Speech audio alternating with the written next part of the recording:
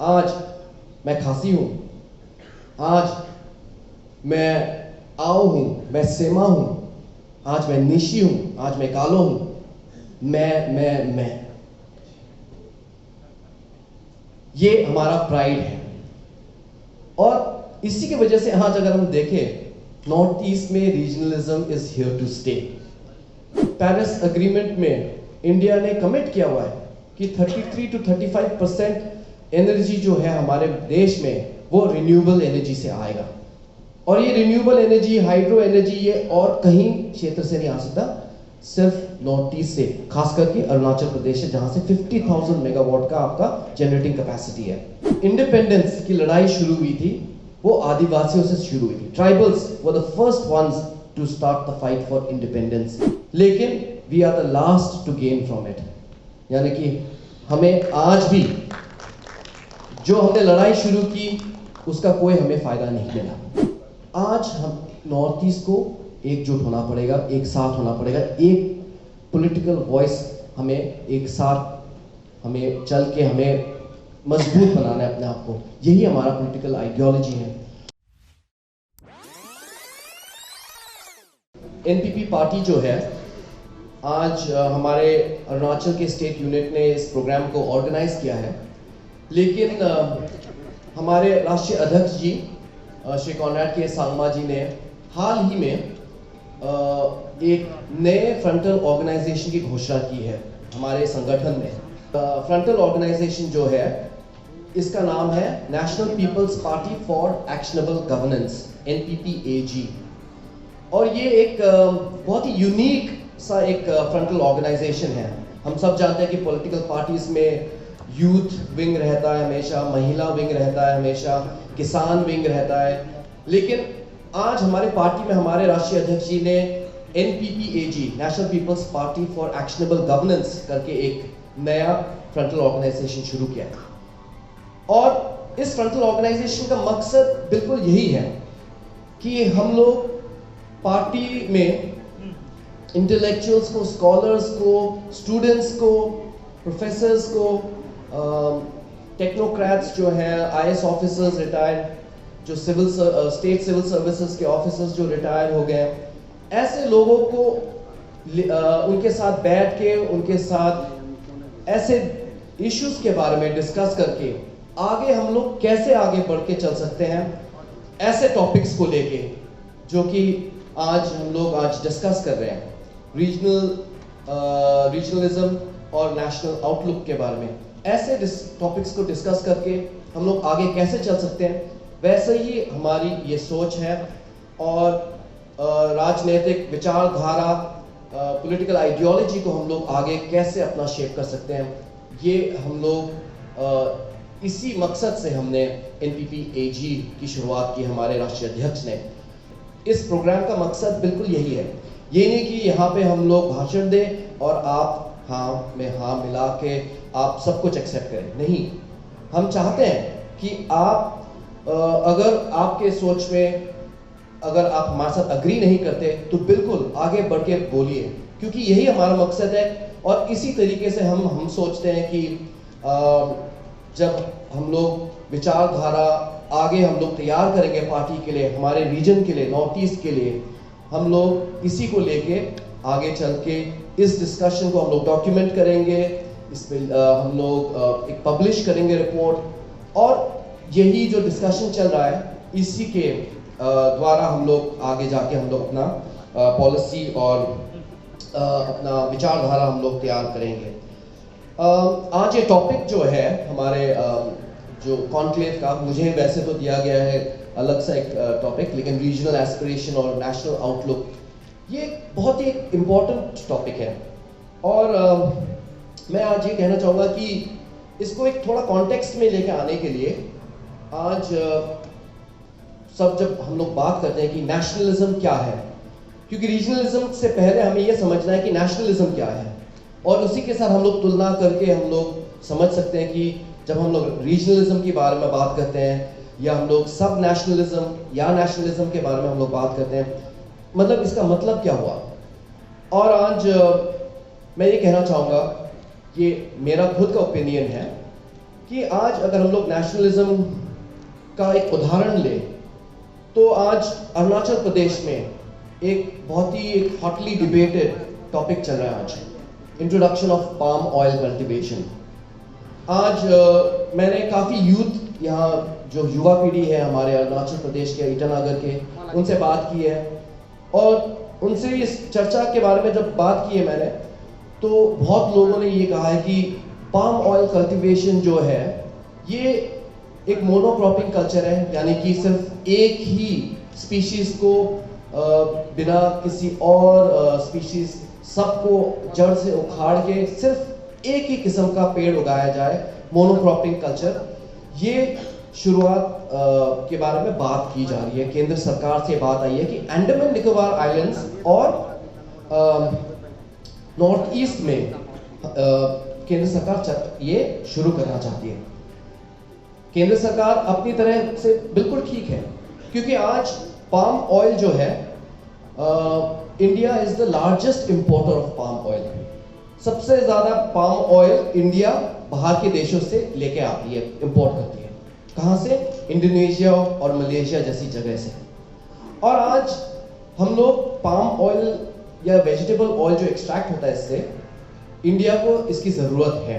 हम लोग इतना पैसा बर्बाद करते हैं इसको इंपोर्ट करने में। लेकिन आज सवाल ये उठता है कि पाम ऑयल को, जो एक मोनोक्रॉपिंग कल्चर है जो कि बायोडाइवर्सिटी के लिए बहुत ही हानिकारक है, इसको अगर हम लोग नॉर्थ ईस्ट में लेके आए तो उससे हमारे बायोडाइवर्सिटी का क्या होगा, इससे हमारे एनवायरनमेंट का क्या होगा, ये सवाल आज उठ रहा है। तो आज नेशनलिज्म और या नेशनल पॉइंट ऑफ व्यू से अगर देखा जाए तो पाम ऑयल बिल्कुल जस्टिफाइड है। बहुत बचत होगी अगर हम लोग इंपोर्ट न करके खुद यहाँ पे उगा के हम लोग एक्सट्रैक्ट करें। लेकिन आज अगर हम लोग रीजनल पॉइंट से देखें तो हमें साफ साफ पता चल रहा है कि इस पाम ऑयल कल्टीवेशन की शुरुआत करने से यहाँ पे बहुत हमारे इकोलॉजी, हमारे एनवायरनमेंट को बहुत नुकसान पहुंचेगा। आज लोगों का ये जो फियर है ये अनजस्टिफाइड नहीं है, क्योंकि आज पाम ऑयल कल्टीवेशन मलेशिया और इंडोनेशिया में जहां पे शुरू हुआ है, 25% फॉरेस्ट कवर इस पाम ऑयल के वजह से इंडोनेशिया और मलेशिया में अफेक्ट हुआ है। 25% फॉरेस्ट कवर खत्म हो गया। तो ऐसी चीजें जो हैं हमारे क्षेत्र के लिए, उत्तर पूर्वी क्षेत्र के लिए बहुत ही हानिकारक है। तो आज जब हम लोग नेशनलिज्म के बारे में बात करते हैं कि everything is about nation first, कि सबसे पहले हमारा देश, नेशन, और उसके बाद रीजन, तो इस स्थिति में अगर देखें तो पाम ऑयल बिल्कुल जस्टिफाइड है कि हमारे देश को बहुत बचत होगी। लेकिन अगर रीजनल पॉइंट से देखें तो हमें बहुत नुकसान पहुंचेगा। और इस एजेंडा में मेरे ख्याल से इसकी घोषणा करने से पहले मैं नहीं सोचता कि केंद्र सरकार ने कभी हमारे स्टेक होल्डर्स से, जो कि हमारे नॉर्थ ईस्ट के स्टेट्स हैं, चाहे अरुणाचल प्रदेश हो, चाहे मेघालय हो, चाहे त्रिपुरा हो, चाहे नागालैंड हो, हमारे किसी भी क्षेत्र से या किसी भी स्टेट से इसके बारे में उन्होंने नहीं पूछा। तभी आज जो रीजनलिज्म उभरते हुए आ रहा है वो इसी की वजह से है कि रीजनलिज्म जो आज, ये तो मैंने सिर्फ एक उदाहरण के तौर पे आपको पाम ऑयल का एक उदाहरण के तौर पे बताया है।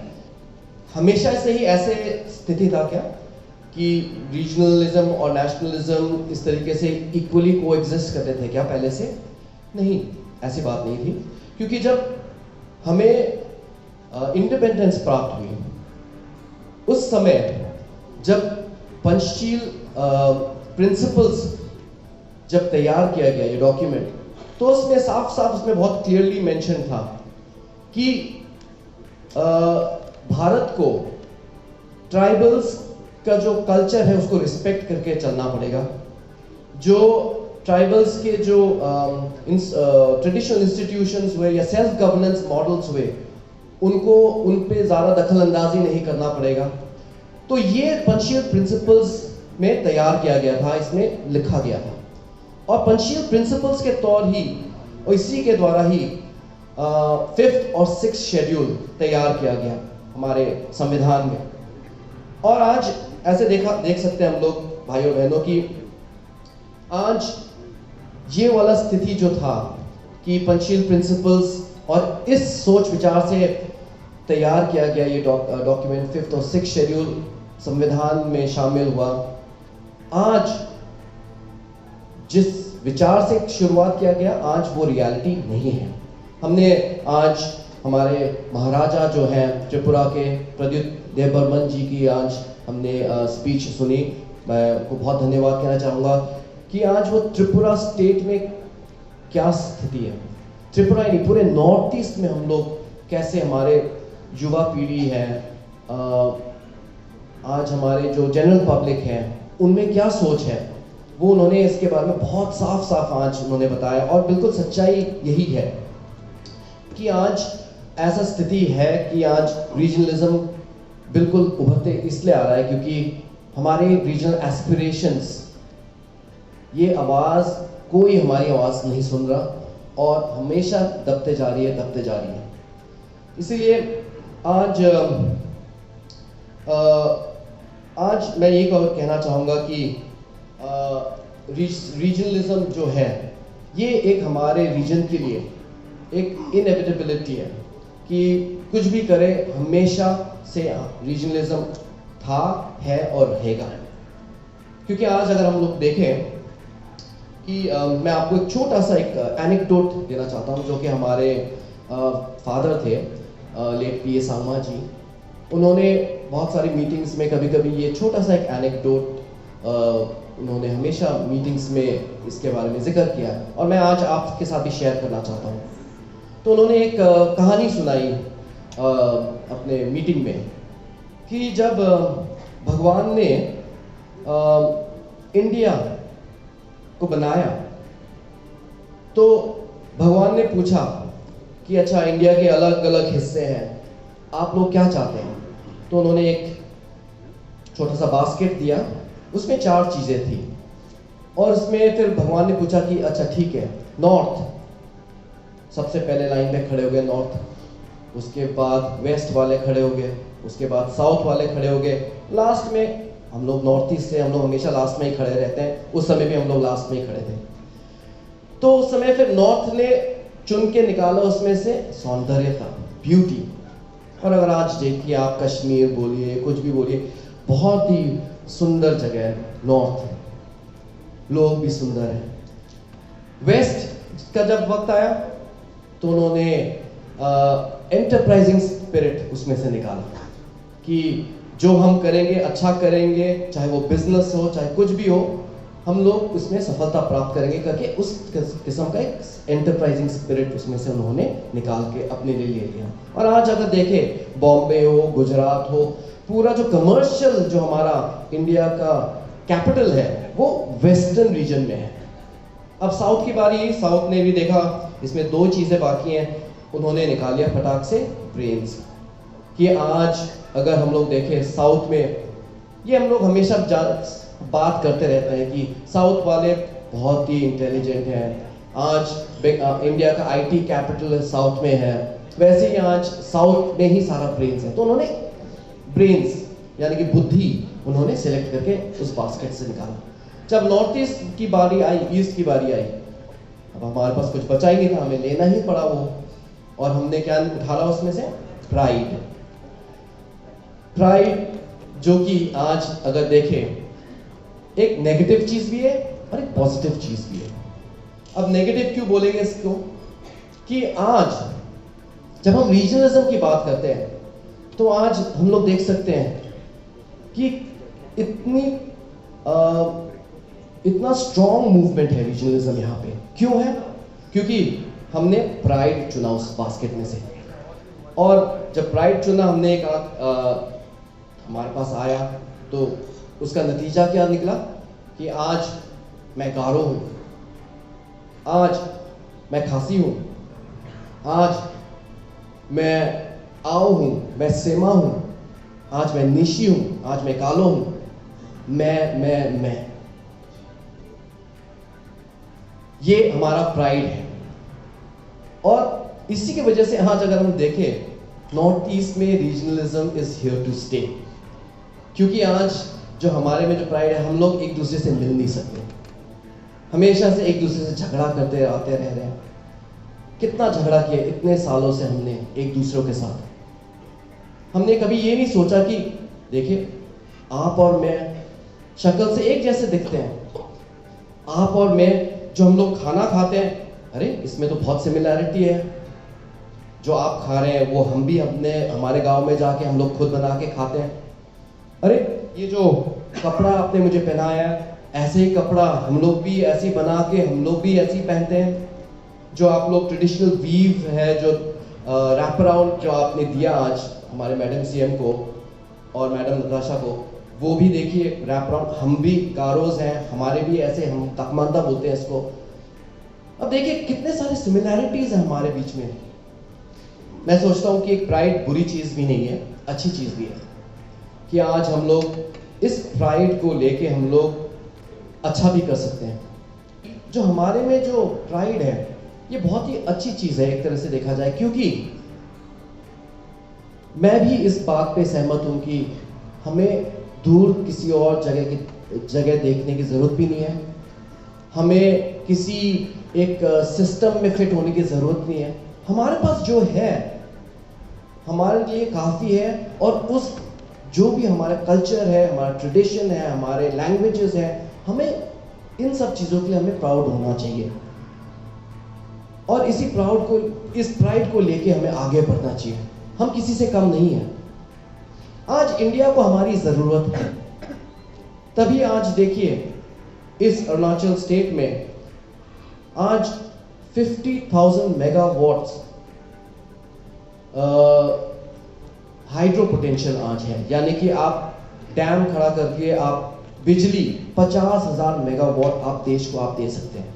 और आज ये एक पेरिस एग्रीमेंट में इंडिया ने कमिट किया हुआ है कि 33 to 35% एनर्जी जो है हमारे देश में वो रिन्यूएबल एनर्जी से आएगा, और ये रिन्यूएबल एनर्जी, हाइड्रो एनर्जी, ये और कहीं क्षेत्र से नहीं आ सकता, सिर्फ नॉर्थ ईस्ट से, खास करके अरुणाचल प्रदेश है जहां से 50,000 मेगावाट का आपका जनरेटिंग कैपेसिटी है। आज देश को हमारी ज़रूरत है, और हमें इस चीज़ को रियलाइज़ करना चाहिए, और हमें आगे बढ़ना चाहिए, और हमें हमेशा बहुत ही गर्व महसूस करना चाहिए कि हम लोग नॉर्थ ईस्ट से हैं। एक पी साईनाथ करके एक बहुत ही रिनाउंड जर्नलिस्ट, एक ऑथर है, उन्होंने किताब भी लिखा है और एक आइडियोलॉग है। उन्होंने ये कहा है कि जो इंडिपेंडेंस की लड़ाई शुरू हुई थी वो आदिवासियों से शुरू हुई थी। Tribals were the first ones to start the fight for independence. हमारे देश के इंडिपेंडेंस के लिए ट्राइबल्स ने सबसे पहले लड़ाई शुरू की, लेकिन we are the last to gain from it. यानी कि हमें आज भी जो हमने लड़ाई शुरू की उसका कोई हमें फायदा नहीं मिला। क्यों? क्योंकि आज हमारे रीजनल एस्पिरेशंस पूरे नहीं हो रहे। आज किसी ने पूछा कि हमारे कितने एमपीज़ हैं, 23 एमपीज़ हैं हमारे, 23 एमपीज़ सिर्फ पूरे नॉर्थ ईस्ट को मिला के। तो संगीता जी ने कहा कि 23 एमपीज़ क्या कर सकते हैं, लेकिन मेरा पूरा विश्वास है कि 23 एमपीज़ हम लोग अगर एकजुट एक साथ हो जाए तो हम लोग बहुत कुछ कर सकते हैं। आज हम नॉर्थ ईस्ट को एकजुट होना पड़ेगा, एक साथ होना पड़ेगा, एक पॉलिटिकल वॉइस हमें एक साथ हमें चल के हमें मजबूत बनाना है अपने आप को। यही हमारा पॉलिटिकल आइडियोलॉजी है, और इसी को लेके आज हम लोग ऐसे प्रोग्राम्स को ऑर्गेनाइज कर रहे हैं। जो हमारे रीजनल पार्टीज हैं, हम लोग उनसे समझना चाहते हैं, उनकी बात सुनना चाहते हैं, और हम लोग एक साथ मिलके भी काम करना चाहते हैं। लेकिन 23 एमपी एक साथ हो जाए तभी इसका हमें फायदा मिलेगा, वरना रीजनल एस्पिरेशंस हमेशा जहां था, जहां है, हमेशा वैसे ही रहेगा। Thanks for watching. Please subscribe and hit the bell icon.